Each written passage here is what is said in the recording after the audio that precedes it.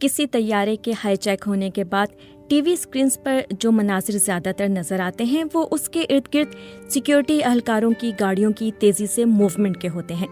लेकिन 2 दहाई कबल उस वक्त सहाफ़ियों की हैरत की इंतहा ना रही जब उन्होंने अफगानिस्तान के सूबे कंधार के एयरपोर्ट पर हाईजैक होने वाले तैयारे के गिर्द बख्तरबंद या किसी और गाड़ी को नहीं बल्कि एक शख्स को साइकिल पर चक्कर काटते देखा था।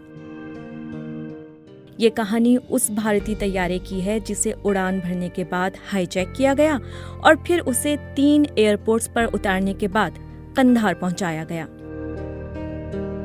कई पहलुओं से दिलचस्प होने के साथ साथ ये तैयारों की हाईजैकिंग के उन वाकयात में से था जिसके ड्रॉप सीन में ज्यादा दिन लगे। ये 24 दिसंबर 1999 की बात है जब भारतीय एयरलाइन का एक तैयारा 814 नेपाल के दारुल हुकूमत खटमंडू से भारत के शहर लखनऊ के लिए उड़ान भरता है। इस एयरबस में 176 मुसाफिरों के अलावा पायलट समेत जहाज के अमले के 15 अफराद सवार थे। मीडिया रिपोर्ट्स के मुताबिक मंजिल मकसूद की जानिब रवानगी पर मुसाफिर इंतहाई खुश थे, लेकिन उनकी ये खुशी ज्यादा देर तक कायम नहीं रही, क्योंकि जब ये तैयारा भारतीय फ़ज़ाई हुदूद में दाखिल हुआ तो एक नकाब पोश शख्स उठा और कॉकपिट की जानिब गया। इस नकाब पोश शख्स ने तैयारे के पायलट को धमकी दी कि अगर उन्होंने तैयारे का रुख लखनऊ के बजाय मगरिब में लाहौर की जानिब नहीं मोड़ा तो वो तैयारे को बम से उड़ा देंगे। इसके साथ ही उनके 4 दीगर नकाबपोश साथी भी खड़े हो गए और जहाज के मुख्तलिफ हिस्सों में पोजीशनें संभाल लीं।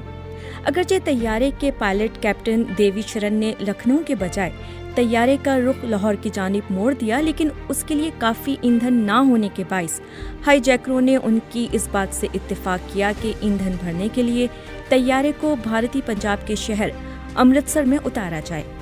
मीडिया रिपोर्ट्स के मुताबिक तैयारे की लैंडिंग पर भारतीय पंजाब की पुलिस ने हाईजैकरों के खिलाफ कार्रवाई की तैयारी की थी।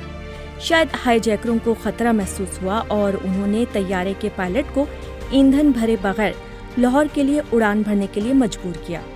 इब्तिदाई तौर पर पाकिस्तानी हुक्काम ने तैयारे को लाहौर में उतरने की इजाज़त नहीं दी और इस मकसद के लिए एयरपोर्ट के लॉट्स को बंद कर दिया गया, लेकिन हाईजैकरों के दबाव के बाइस पायलट के पास ईंधन भरने के लिए लाहौर एयरपोर्ट के सिवा कोई दूसरा चारा नहीं था, जिसके बाइस तैयारे को लाहौर एयरपोर्ट पर उतारने की इजाज़त दे दी गई। ईंधन भरने के बाद पाकिस्तानी हुक्काम ने तैयारे के पायलट को फौरी तौर पर लाहौर एयरपोर्ट छोड़ने का कहा। लाहौर के बाद ये तैयारा दुबई एयरपोर्ट पहुंच गया और वहां हाईजैकरों ने 27 मुसाफिरों को तैयारे से उतरने की इजाज़त दे दी। मीडिया रिपोर्ट्स कहती हैं कि भारतीय हुक्काम ने दुबई एयरपोर्ट पर तैयारे को हाईजैकरों से छुड़वाने के लिए मुत्तहदा अरब अमारात के हुक्काम से कार्रवाई की इजाज़त की दरख्वास्त की थी, लेकिन उन्होंने ऐसा करने की इजाज़त नहीं दी, जिसके बाद ये तैयारा वहां से अफगानिस्तान के दूसरे बड़े शहर कंधार के एयरपोर्ट पहुंचा और हाईजैकिंग के ड्रॉप सीन तक वहीं खड़ा रहा। कंधार एयरपोर्ट पर तैयारे के उतरने के चंद घंटों बाद सहाफ़ियों के पहुंचने का सिलसिला शुरू हुआ। चूँकि एयरपोर्ट बिलखुसूस तैयारे के करीब सर्दी से बचने का कोई खातिर खा इंतज़ाम नहीं था, जिसके बाद सिक्योरिटी पर मामूर तालिबान अहलकारों ने इसका हल मैदान में लकड़ियां जलाकर निकाला। उनका कहना था कि ये लकड़ियां बहुत ज्यादा दूर नहीं बल्कि जहाज के बिल्कुल करीब जलाई जाती थीं। उन्होंने बताया कि किसी भी तैयारे के नीचे आग जलाना किसी तरह भी मुनासिब नहीं होता, लेकिन तालिबान को इस बात की बिल्कुल परवाह नहीं थी और उसका ख्याल रखे बगैर उसके बिल्कुल करीब आग जलाते रहे। जब पहले 1-2 रोज में मसला हल नहीं हुआ तो तालिबान की जानिब से किसी कार्रवाई के आसार नजर आए। उनका कहना था कि इसके लिए कोई खास फोर्स नहीं थी, बल्कि वही तालिबान जो एयरपोर्ट पर मौजूद होते थे उन्होंने अपने कपड़ों के ऊपर वो वाली वर्दी पहनी जो कि आमतौर पर एयरफोर्स के एहलकार पहनते हैं। ताहम अमली तौर पर तालिबान की जानिब से शायद किसी नुकसान से बचने के लिए कोई कार्रवाई नहीं की गई। ताहम शहजादा जुल्फिकार ने बताया कि तालिबान की जानिब से जो लोग एयरपोर्ट पर मौजूद थे या जो वहां आते जाते थे उनको ऐसी किसी सूरत हाल से निपटने का कोई तजुर्बा भी नहीं था। उनका कहना था कि तालिबान ने ये बताया था कि वो किसी भी गैर मुल्की फोर्स को अपनी सरजमीन पर कार्रवाई की इजाज़त नहीं दे सकते। हाईजैकिंग के तीसरे रोज तैयारे का एयर कंडीशनिंग सिस्टम बंद हो गया। उनका कहना था कि यरगमाली मुसाफिरों को एक बेहतर माहौल की फ्राहमी के लिए एयर कंडीशनिंग सिस्टम का चलना नागुज़ीर था। ताहम जब एयर कंडीशनिंग सिस्टम बंद हुआ तो परेशानी बढ़ गई।